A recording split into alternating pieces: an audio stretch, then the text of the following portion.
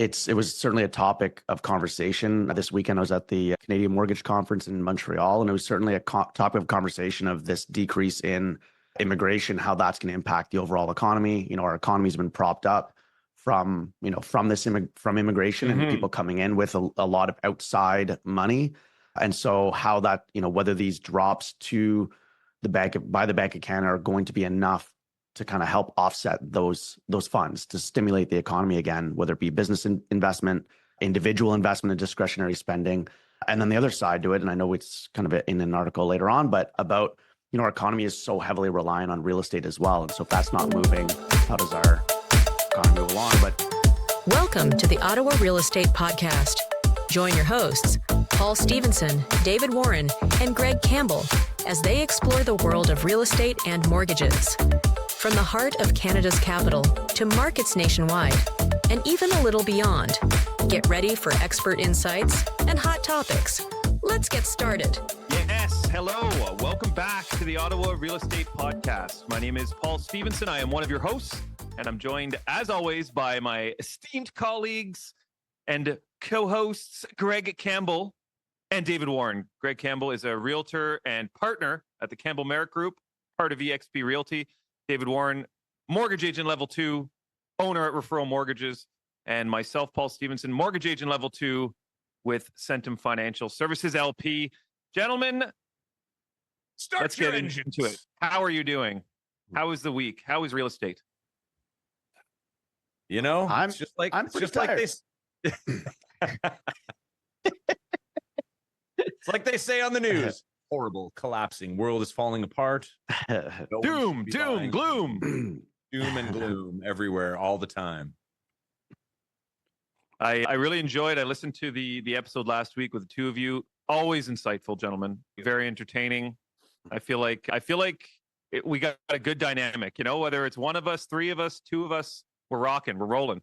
Different perspectives. It's funny that the vibe of the episode is totally different depending on which one of us is missing or which one of us is here or not here. And it's good. I think it's great for listeners to get a different sense of what we're seeing in the market, and it kind of shifts the dynamic of the show every time one of us is absent. So it's kind of cool.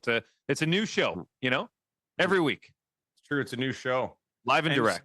Speaking of new shows, next week we have a big guest on the show. Finally, for all our listeners big guest, that were like, sure, wanting more guests. Who is it again, David? Why don't you introduce them for us?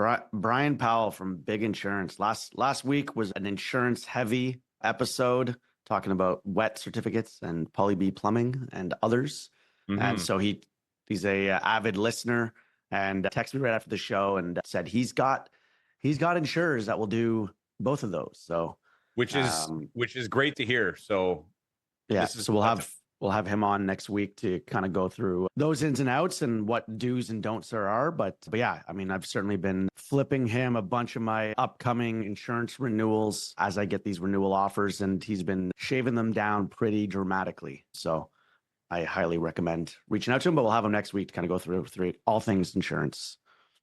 Yeah, big guest, big insurance, big insurance. Speaking of listeners, as you gentlemen know, I wasn't here last week. I was at the OREB trade show, the Ottawa Real Estate Board trade show, and a lot of people came up chatting. Some people knew the show. Other people, I just said, I also host a podcast, pointed to the logo, and they're like, oh, I've listened to it. I know Greg or, whatever. I know Dave. So it was funny to see how many people don't watch and just listen and know the name, but don't actually recognize who we are, don't know who Dave, Paul, or Greg is. But yeah, it was fun. It was a good time. And was it a busy trade show? Was it pretty packed in there? It was good. Or? It was steady. Yeah, I mean, realtors aren't exactly known for their early mornings. Greg, you can probably attest to this. Well, Greg is up at 4 a.m., so maybe not Greg, but I think early mornings. Yeah, Greg is known for his early mornings.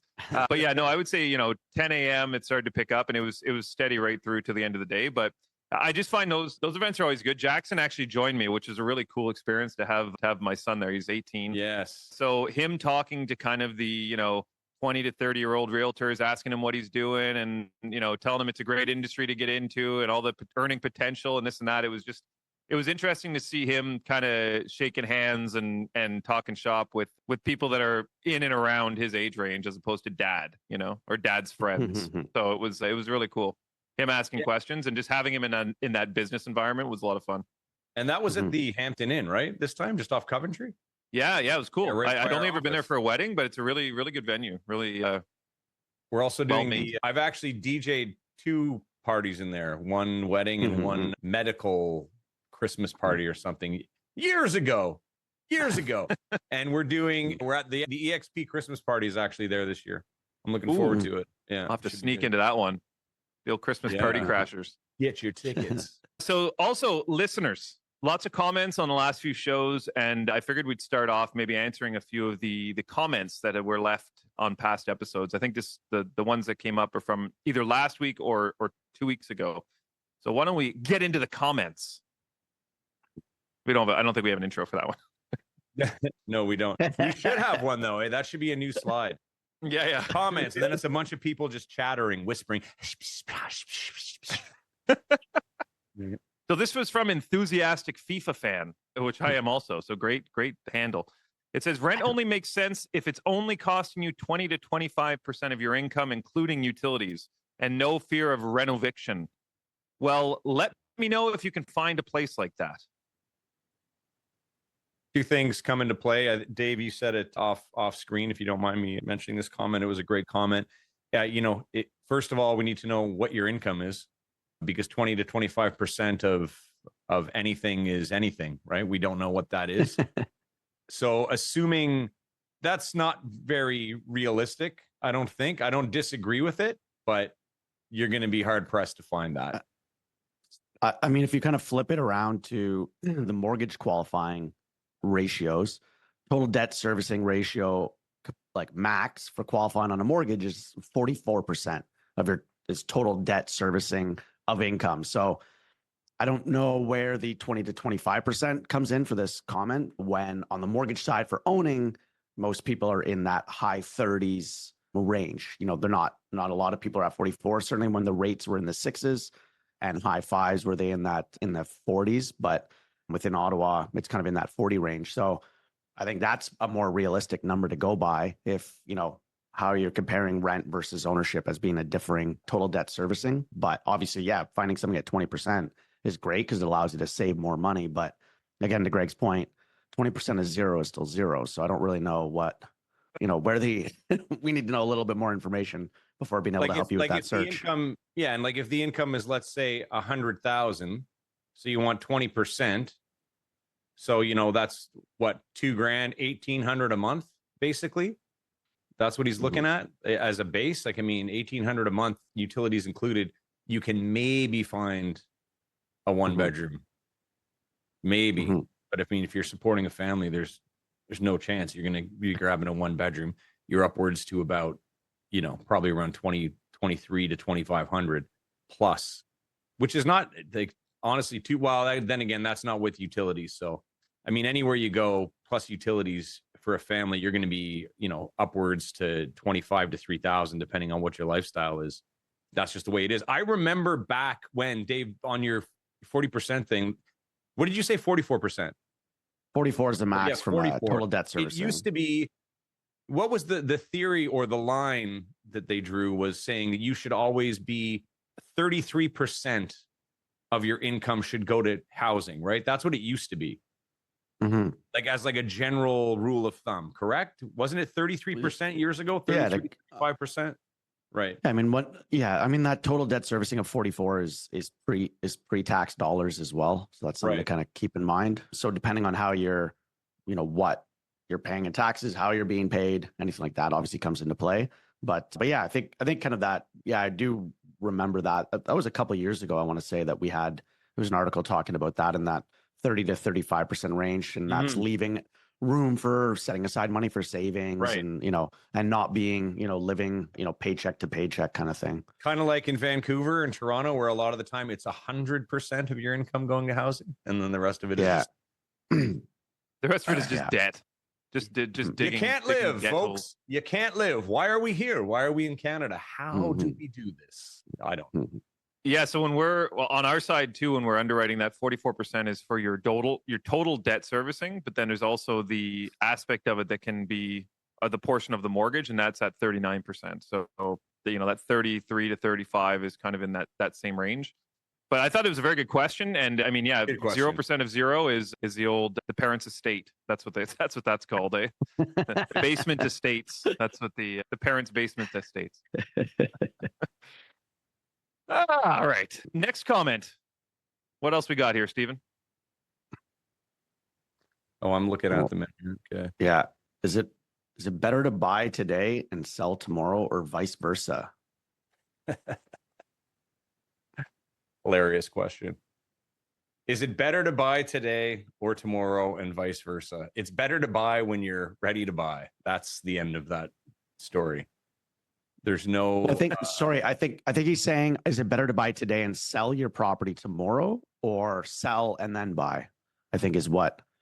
Oh, sorry. I think that's the way I'm reading the question. Yeah, you're right. Which order? I don't know where I'm at. Okay, guys, thanks for correcting me, David. Is it now I understand. Sharon. Sharon's a big fan. Long time listener. I love him. So two scenarios that I've been involved in recently where we bought first because they were looking for their dream home. And to sell before you find your dream home is problematic, obviously, because chances are you're not going to be in that home. So we looked for 2 months. They had a product that was easily sellable at the time. And you may have heard me talk about it on the show already, because this is still in process. And they ended up purchasing, and we put their house on the market. And then as soon as we put their house on the market, about 10 others came out within the same week. And we're still on market right now. Now they are in their home. The property is ready to go.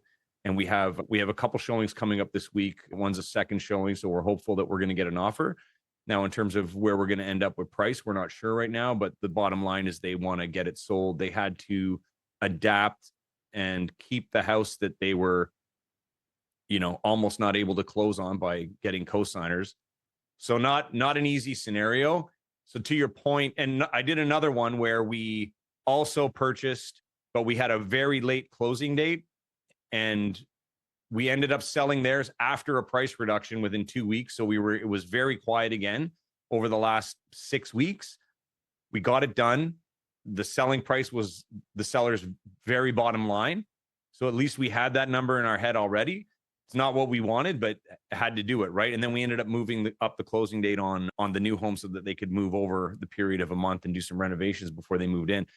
But they were lucky to get that. So to the question, in the market right now, I would suggest strongly selling before you buy, unless you can either carry 2 mortgages, or you can get a closing date that's like about 4 months out and then move it up if you sell early and the seller agrees to move up the closing date on your buy to an earlier date after the fact. That's exactly what I'm suggesting to people as well. It's a very common question on our side too. Like, okay, well, we're going to need bridge financing potentially. Like, should we buy? Should we sell first?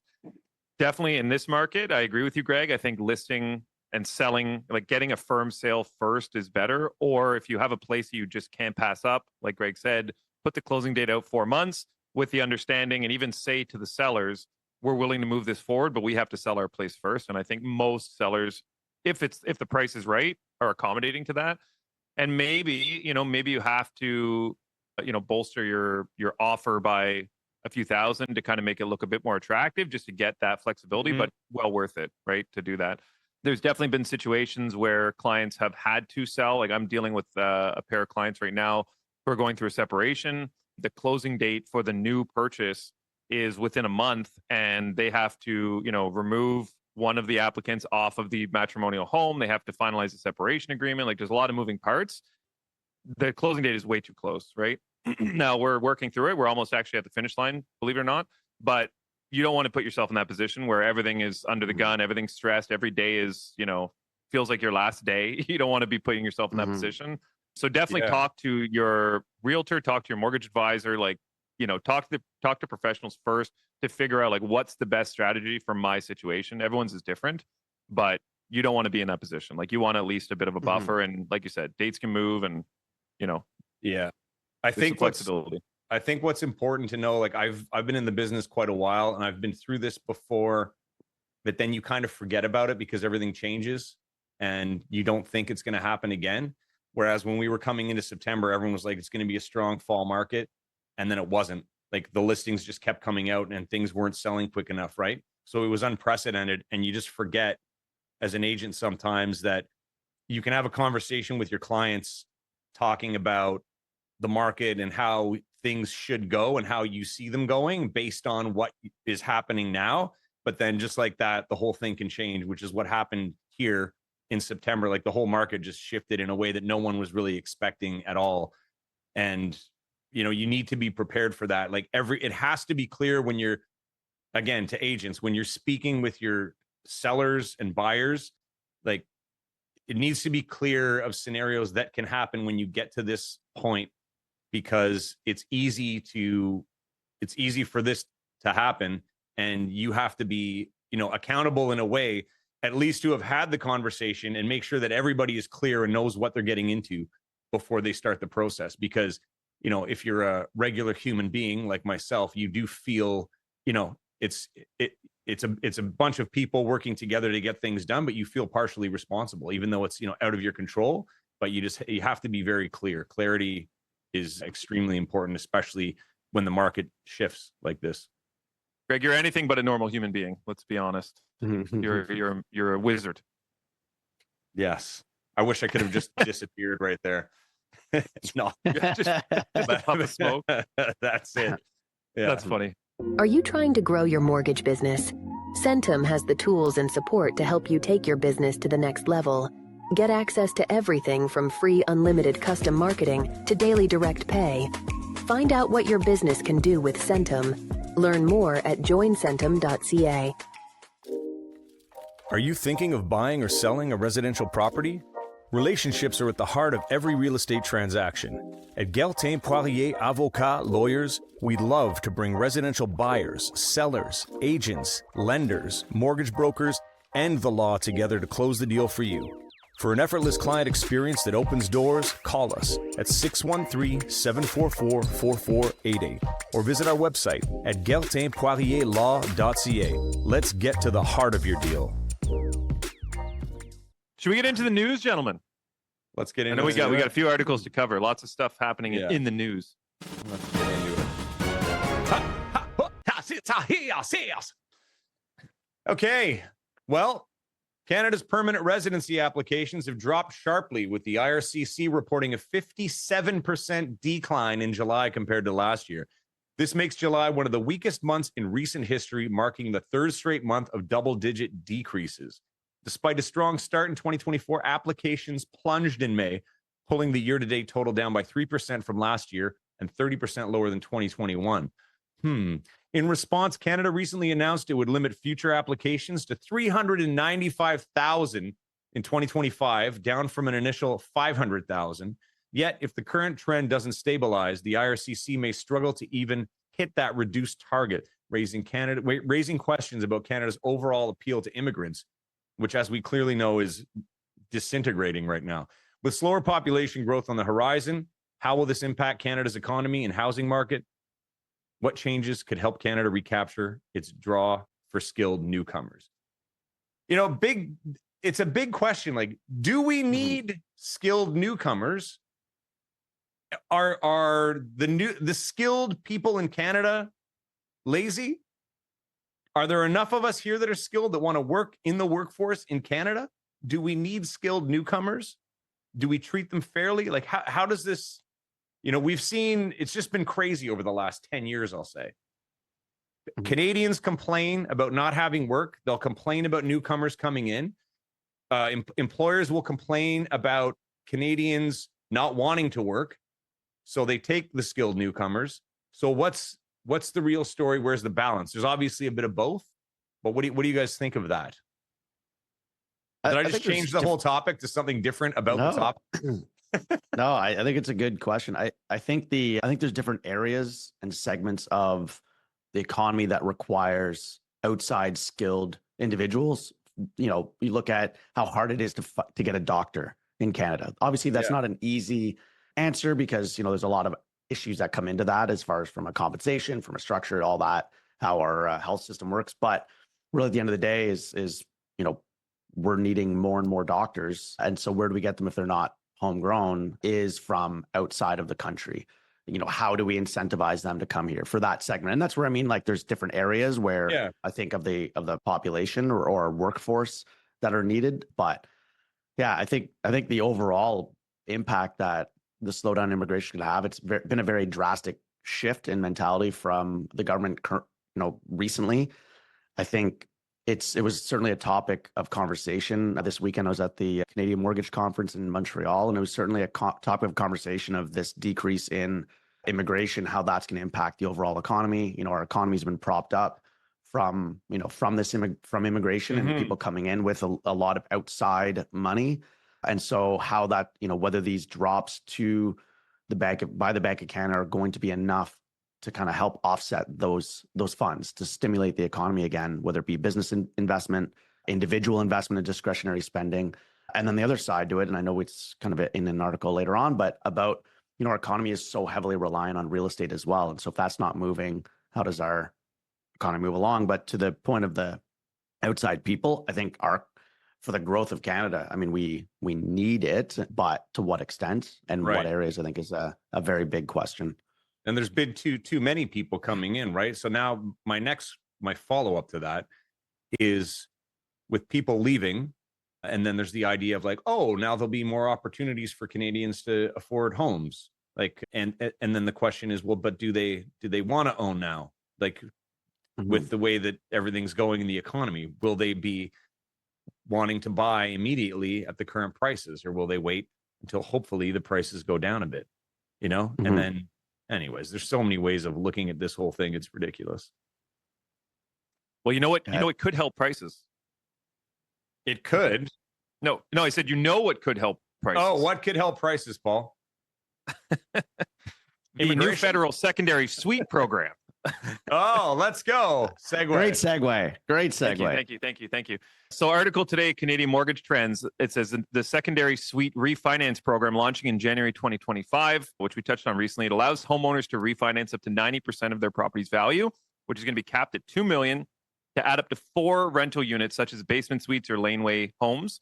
The pros of this program include offering a substantial loan amount, enabling significant property upgrades that can generate steady rental income and ease mortgage costs.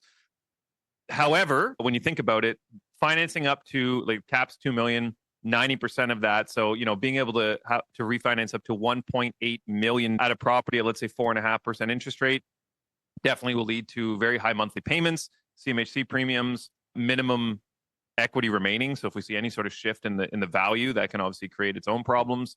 And then for smaller scale renovations, so the SSLP, which is a secondary suite loan program, which came out with the 2024 budget, provides up to $40,000 in low interest loans, making it a more affordable option for projects like basement suites. So although this loan encourages rental housing growth without large upfront costs, the author of the article argues that the amount is insufficient, recommending an increase to $75,000 to cover rising construction expenses. All of us have done renovations, like $40,000 goes by very quickly. So I would agree, like if you're converting your basement into a secondary dwelling, $40,000 is going to be a bit tight. Probably going to be a lot of out of pocket. Sorry? 40,000 is not going to do it. Correct. Yeah. So it says, consider the $2 million refinance option. On paper, it sounds attractive, but financing $1.8 million at 4.5% interest rate means monthly mortgage payments of over $9,000. On top of that, you'd face a substantial CMHC insurance premium, potentially adding $66,000, which is at 3.3%, to your loan. So this brings your total mortgage to 1.8666 on a $2 million property, leaving you with minimal equity and limited financial flexibility. So, I think that is an extreme example, but I think for the majority, like I'm in agreement of the program. I think it will be very helpful. Now, 90% of 2 million is obviously like an extreme that's an extreme example. I would say most people are going to be, probably keeping it still in that 80%, maybe 85 if they really need to push it. But I do agree that it gives flexibility for creating better quality secondary dwellings, right? If you only offer $50,000 to convert your, your garage into a suite, or if you're trying to add an addition to your home and you only have access to, 100,000, corners are going to be cut. The end product is not going to be good. So I think this at least gives the opportunity to create like good quality secondary dwellings on homes. I think the limit is like, I don't know where this 2 million is coming from, because like up until now, it's been capped at $1 million for purchasing an insured home. Yeah. They stretched announcing that they'll increase it to 1.5, and then out of nowhere now it's up to 2 million. 2 million. Like what is this? Like, where are these numbers coming from? So I think that's pretty ridiculous on its own. Like, just the shift in multiple different, limits over the last 2 months. But for this program, I don't think it's going to be, the uptick on it's going to be very minimal. Right now, you can actually do this. You can get a purchase plus improvements program. Mhm. You can't refinance, but you can buy a home and add a secondary dwelling. And there's lenders that will allow you to add the improvements funds onto your mortgage to add that secondary unit, like a basement apartment. They will, use what's called market rent. So what that unit would be able to get when it's completed to help you qualify for that. So that's on a purchase. Obviously, the refinance aspect isn't here, but yeah, I think, in a lot of those cases, people they're buying a bungalow with the intention of adding a secondary unit. Typically, they don't already have a bungalow and like now going to just say like, oh, I'm going to refinance and add 3 extra units to my property. I don't know what the uptick is going to be on it. I think it's a lot of like random things being thrown at a wall and not a cohesive plan of what Our government is going to address, what the issues are. We last article, Greg, you're talking about immigration, and that like those ideas were like thrown out and changed on the spot without really what seemingly different departments figuring out a plan moving forward to move together. But so Canada. I don't know. Yeah. Who knows? Dave, are you saying that sometimes the left hand doesn't talk to the right within our Maybe I'm just tired today and negative. No, you're Who bang knows? on. Just You're shut bang my on, mic David. off. No, Canada and its no. policies for accurate. housing are just I'm about ridiculous. as dark as the lighting in my room right now. We're the mockery of the globe. Oh, what else we got? Bank of Canada. Yes. Big news last week. Yeah. So kind of what I was touching on earlier, but a little bit, but the Bank of Canada is banking on a major boost to the economy in 2024, driven largely by cheaper borrowing rates. Obviously, we've seen that, them make a big drop last week in Bank Prime. Their latest forecast predicts 2.1% real GDP growth, expecting housing investment to play a big role, contributing nearly a quarter of this growth. However, to hit these targets, housing demand would need to approach the levels seen in 2021's red-hot market, where low rates sparked a record-breaking real estate frenzy. Interestingly, Bank of Canada's reliance on housing is nothing new. We all know that. We've talked about it ad nauseum, almost it seems. But Canada's economy has leaned on housing for years, at times even more heavily than the U.S. did before the 2008 crisis. So critics are arguing that Canada's continued dependency on housing is risky, as sustained growth in housing alone is not enough to mitigate broader economic vulnerabilities. So as we approach the end of 2024, kind of the question is, as we enter 2025, can housing investment really drive the economy again? Or does this strategy leave us way more exposed than we should be down the road? Yeah. I think it's, people rely on it too much now over the last 10 years specifically. It's still, it's like we were talking about last week, Dave, the whole rental thing versus ownership, right? It's like this thing. Someone made a comment on the show actually saying that, in Europe, it's not that they don't want to buy, they can't. So they come to Canada so that they can buy. I think that's valid to an extent, but I also think it's just mentally, by the way that the media has fed everyone over the years in North America, that home ownership is your way to, savings down the road. And it's no longer as that. And it's changed so dramatically but people still have it stuck in their head that they want to do it. So right now, I think there's a big shift where people are just not going to be relying on it as much as they have. But of course, there's always going to be people that want to do it. We'll see what it means for the country. In Europe, for example, I would assume that the capital gains tax and so on would be different as well. Like Canada obviously has a huge benefit of having the no capital gains. Yeah, that I'm not sure of. I'd love to study that country by country. Yeah, I think the our country shouldn't be, and I don't think any country should be so reliant on real estate. Really, what we're really it's that's what pushes values when everyone is so reliant on it as their, nest egg down the road and have to buy, like we're just saying, that's driving up that. But all of our different levels of government need a change of ownership. They need the land transfer tax. They need, this and that. Like the aspects of the cost built in to homeowner to buying are, 25% of our entire GDP being reliant on people, like properties just shifting hands for the tax revenue. Crazy. Yeah, is wild. Do you mean that Canada can't run its racket without housing? Canadian racketeering? So we got to touch get quickly. Canceled for that comment? While you're talking about the Bank of Canada, obviously, after the episode came out last week, Bank of Canada dropped the rate a half point. Even our own Prime Minister was kind of stating, I don't want to say misinformation, but misguiding people. He made a tweet that just basically said, rates are now down to 3.75%. Oh, yeah. So, Dave, I'm sure you saw it too. I didn't sleep for 3 days after the rate announcement because every client existing, past, pre-approved, approved, everyone was asking how it impacted them. And there was still, and I'm not going to get into detail, but there's still a lot of people that thought fixed rates are now under 4%. Everyone thought fixed rates were at 3.75. So it definitely created a lot of conversations. My throat is sore from the breakdowns, but I think it's good. Like anytime there's conversations, it's good. We can further educate people. We can explain to them how it impacts them specifically. But I think it is very important when this sort of stuff comes out that the outlets, especially like our leadership, needs to be accurately depicting what's happening. Yep. Like there's so much.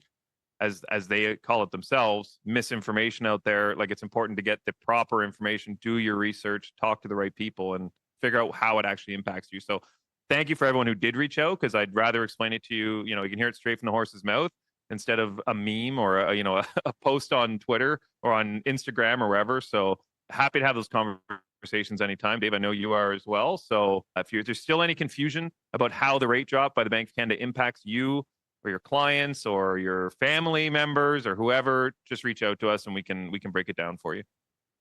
I have talked to a lot of realtors lately who feel that December is going to be the busiest December in history for real estate. Pumping that market. Here it is.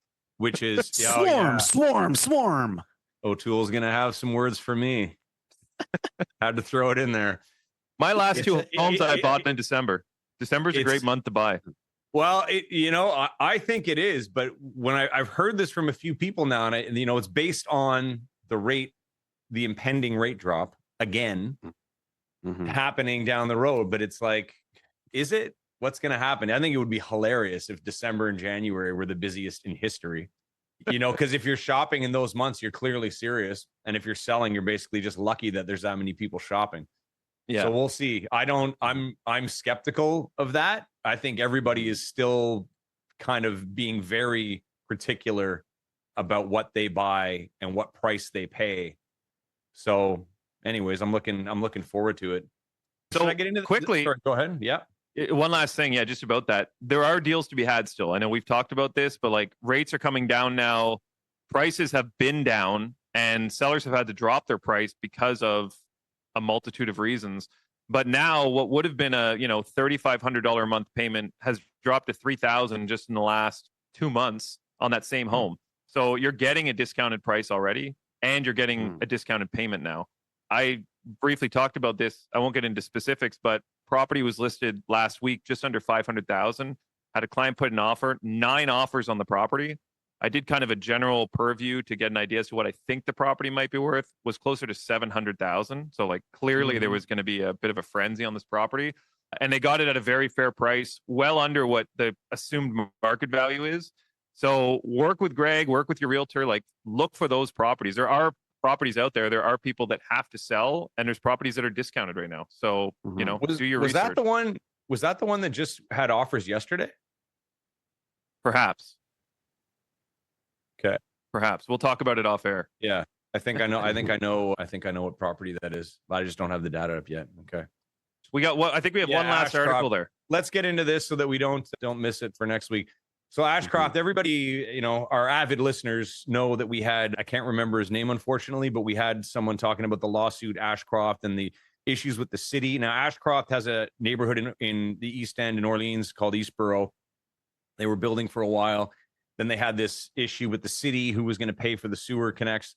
People couldn't close on their properties. They couldn't move in. They had to get, they were displaced and whatnot. So it's official that Ashcroft has, fallen into receivership completely now. So Ashcroft Homes faces financial troubles impacting Ottawa area contractors who remain unpaid for services. The developer, dealing with cash flow issues from high costs and struggling commercial property market, has defaulted on loans, resulting in receivership for multiple properties. Contractors have filed liens totaling millions against Ashcroft for unpaid work on projects like seniors' residence and condos. Some are seeking compensation after efforts to settle debts have failed. Ashcroft cites liquidity issues, but aims to resolve payments over time. Now, I put this in my little summary here because I know Taggart. Well, Taggart Construction has a $2.75 million construction lien and related lawsuit against Ashcroft Homes Eastboro Inc. to recover the outstanding cost of the sewer and road work it did to advance the Eastboro development. That work was completed on May 30th. So now this is confusing to me because that statement kind of means that what I was just speaking of at the beginning has been done and now it's outstanding. So I don't know where the owners of some of those properties sit and what's happening with those properties. I imagine that some have actually been able to move in, and this is based on mostly future endeavors where the lawsuits are coming on now. There's one thing I think everybody should know, is that the land from Renault to Navan Road, the land between 10th Line, Renault, Brian Coburn, all the way to Navan Road is mostly owned. There's a lot of Mattamy and Minto, but the majority of it is owned by Ashcroft. So with all this going on, I imagine that land is going to be liquidated. And then Mattamy, Claridge has some in there too. So Claridge, Mattamy, Minto are probably going to eat up all the Ashcroft land. And I'm talking acres because that whole area is being developed over the next 20 years. They have plans for huge, athletic fields, BMX parks, motocross, skateboarding from what I've seen before, football, everything. And that's supposed to be coming. So I'm interested in seeing where this all ends up because Ashcroft owns the majority of that land from Renault to Navan Road. So it was a listener that had reached out to me last week, forwarding that exact article, but saying that he has a person there from 2017. Still not done. Wow. Houses, some of the houses at 70% built and frozen. Yeah, it's crazy. Yeah. But anyways, should we get into some mood boosts, Paul? Boost the mood, Paul. Let's go. I've had enough of this talk. I've had enough of this boosting moods. Terrible real estate and talk. Want to be happy. These are three of the best, I think, that we've had. So I hope you guys like them. Number one, where is a fruit's favorite place to go on vacation? Harris. Harris. Topical for Dave, Number two, what do you call a fish with two knees? A two-knee fish. What is happening this morning? A two-knee fish. And last but not least, I used to run a dating service for chickens, but I was struggling to make hens meet. There we go. Struggling to make hens meet. There we go. I like that one. Thank you, everyone. I forgot to do it at the beginning of the show. Damn it. But if you're still listening, be sure to subscribe, like, comment, share the show with a friend. Comment. And shout out to our sponsors. Share, comment. For the love of our sponsors. Galtain Poirier Lawyers. Avocat. They do a great job. Centum. We're going to be with a lot of the agents at Centum. We're going to a national conference leaving tomorrow. It starts on Friday. So looking forward to seeing everyone. Anyone from Centum listening, we'll see you soon. And everyone listening, we'll see you next week. Bye. And to you guys, Deuces. Bye.